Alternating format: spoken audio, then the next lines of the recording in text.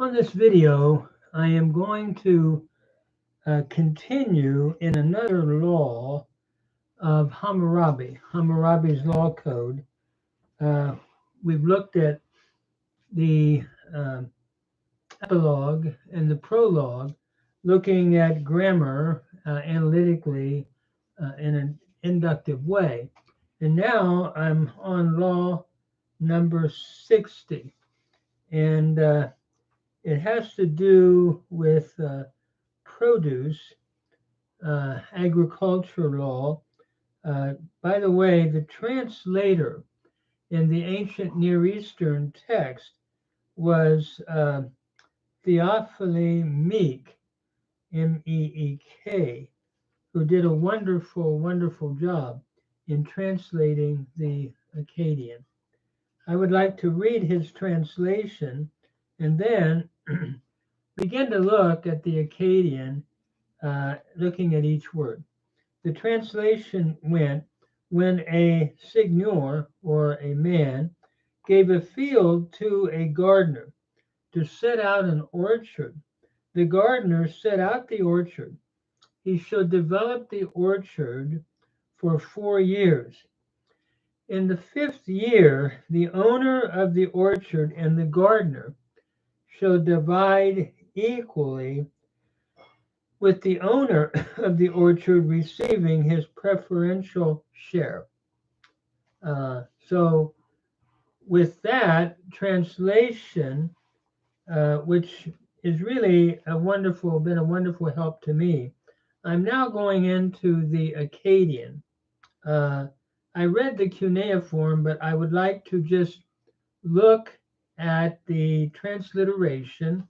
And for this, I would recommend Borger, Borger, and following his transliteration, and then I'm giving my own normalization and my own translation, then followed by grammatical analysis. So we begin, Shuma, if a man, awilum,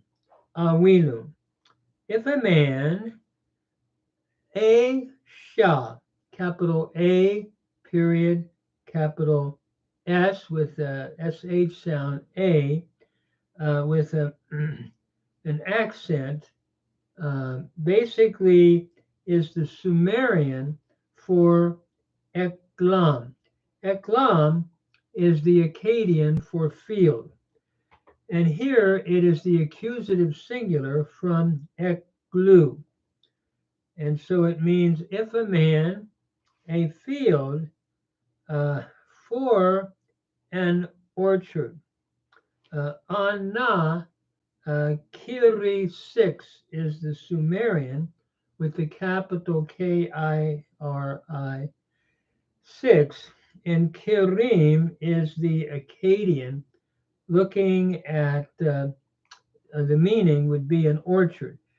And the em ending is indicative of the genitive singular, going with the preposition ana. So for an orchard, zakapim. Zakapim.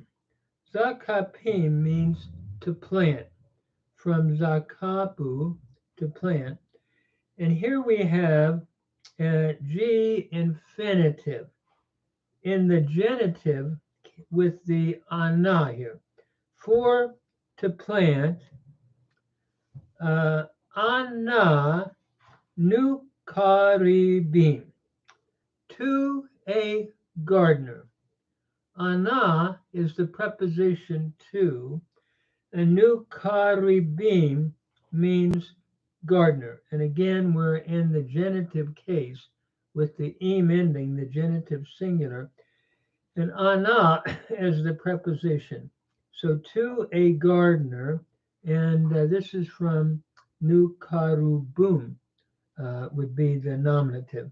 Iddi'in, if he gave. And iddi'in, putting it together, is iddin. It is a G preterite, third masculine singular from nadanu, to give. And we think of the Paynoon verb natan again. And here the N has assimilated by a progressive assimilation with the D here.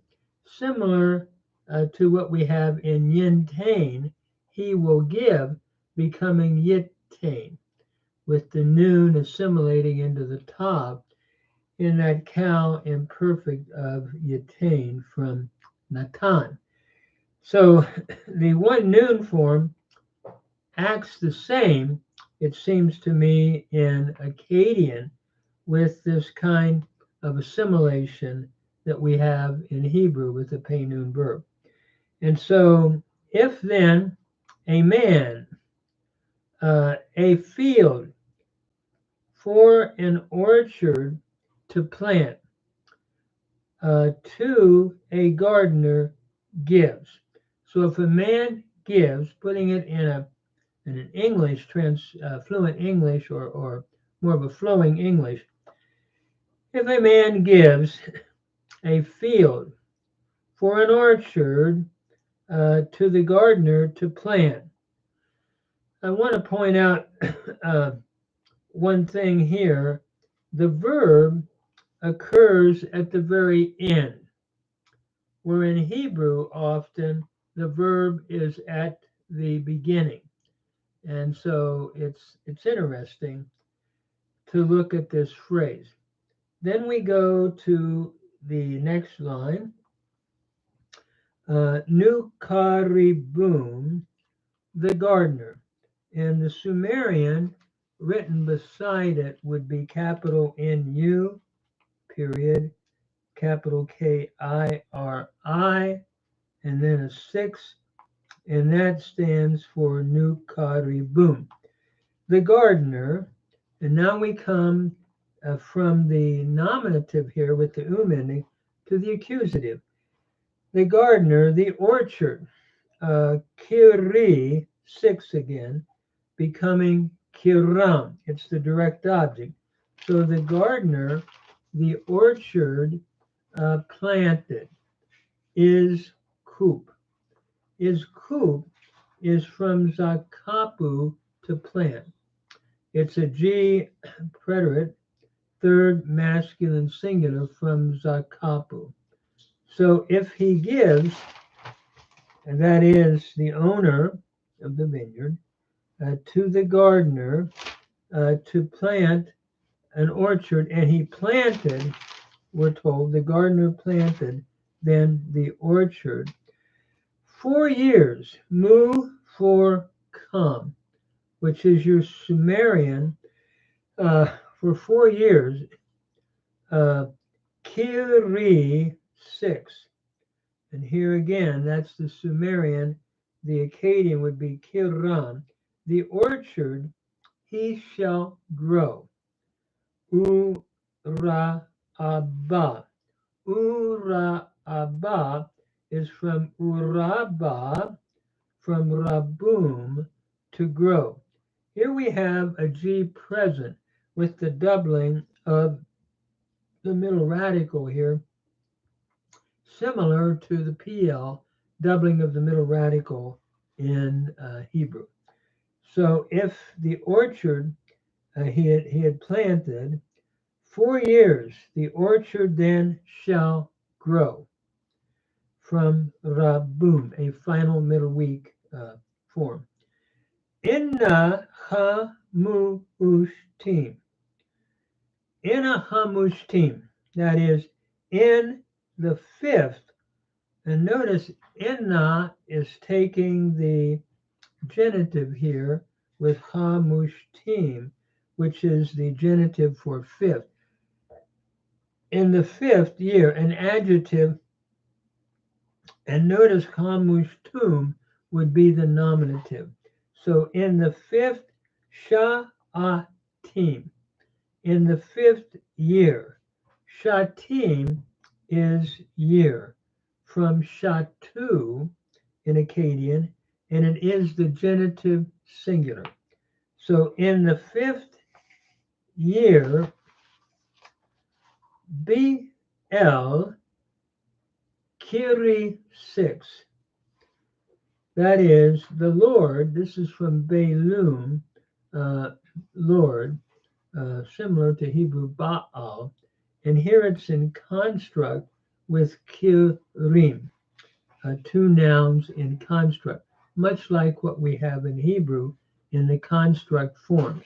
So the Lord, or the owner of the vineyard, of the orchard or vineyard, notice Kirim is your genitive singular again, from kerum. So the owner of the vineyard, u nukaribum, and the gardener. Notice nukaribum is the nominative singular followed by the conjunction and, capital NU dot KIRI 6, which would be the Sumerian, the Akkadian Nukaribum.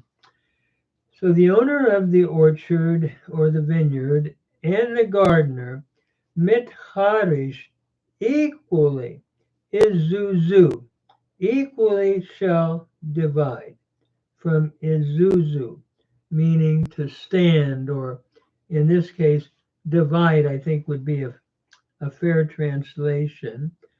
The owner of the vineyard, Be'el Kiri 6 again, another Sumerian, and Kirim, the owner of the vineyard. Here we have the noun Baalum in construct with Kirim, with the genitive.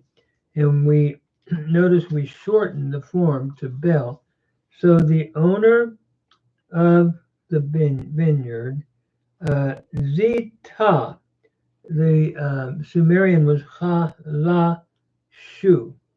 So Zita would be his share. Zita, his share. He selects.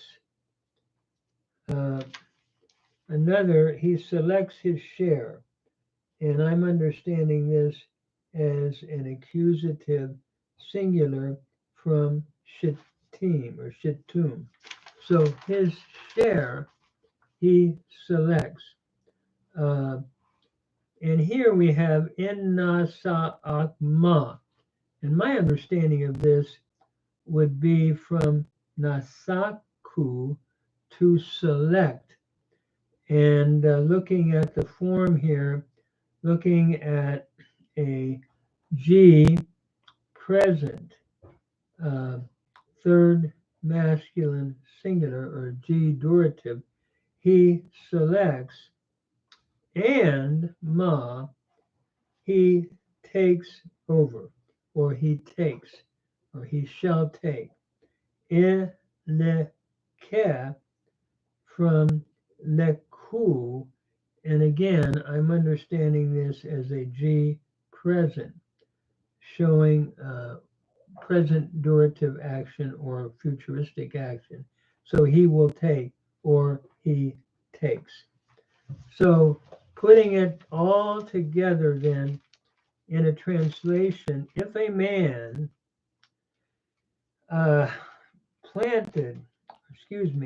gave a field for an orchard to plant, or to plant an orchard to a gardener, and then the gardener, the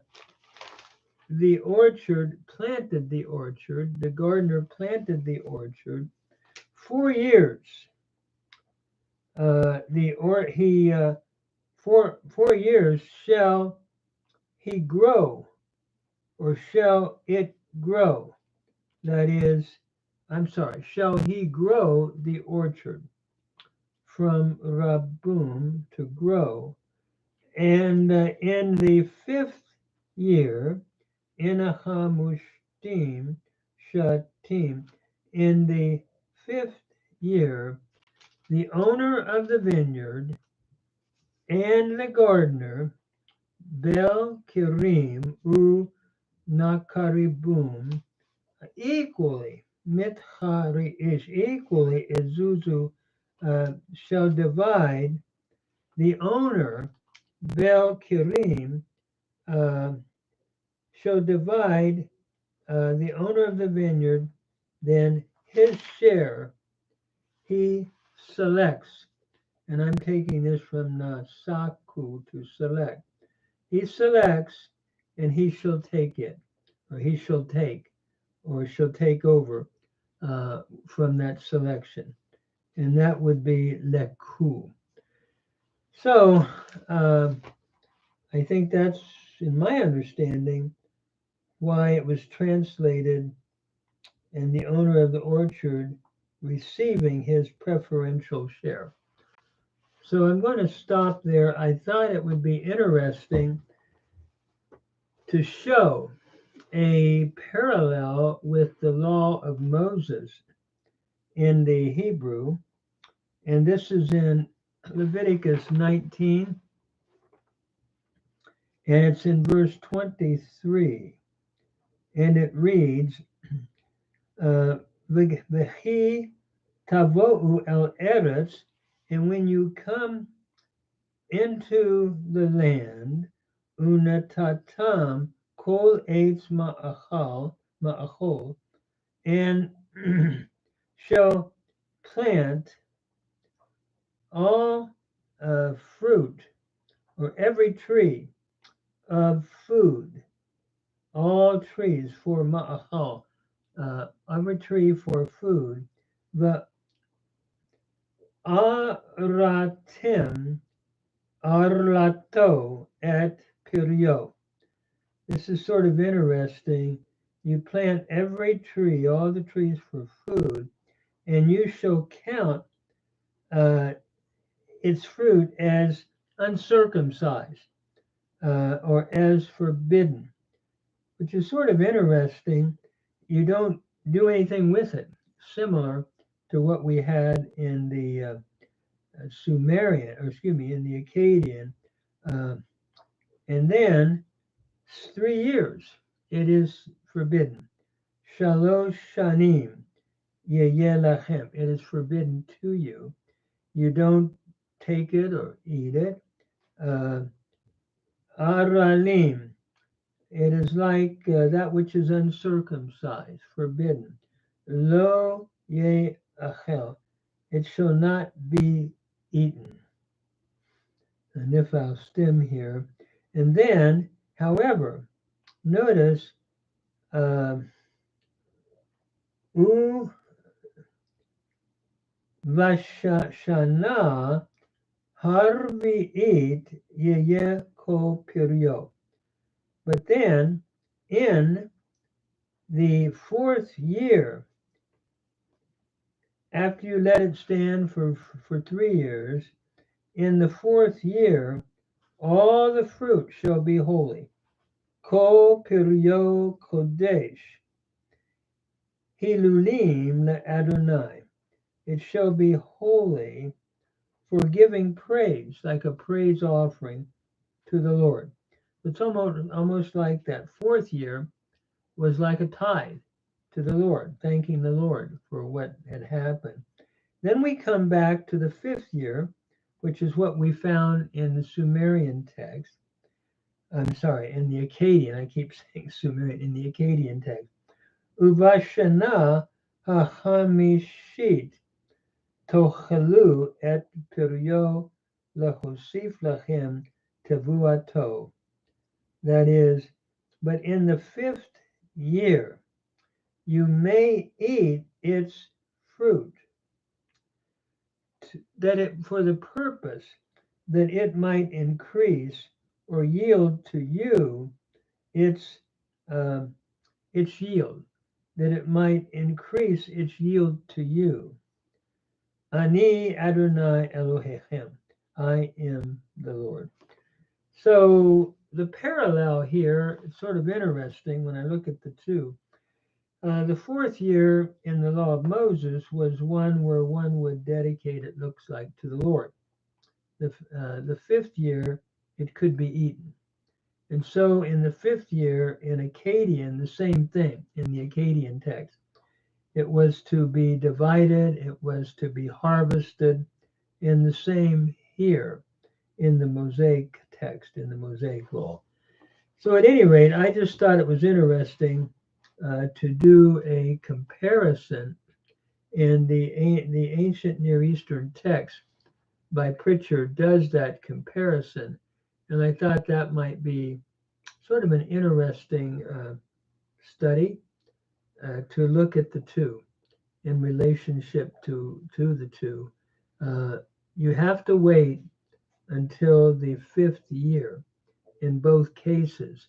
That's the similarity or the sameness in the sense when you look at the two. But there is a difference in the Mosaic law where the 4th year, it seems, was dedicated to the Lord, almost like a thank offering, something like that.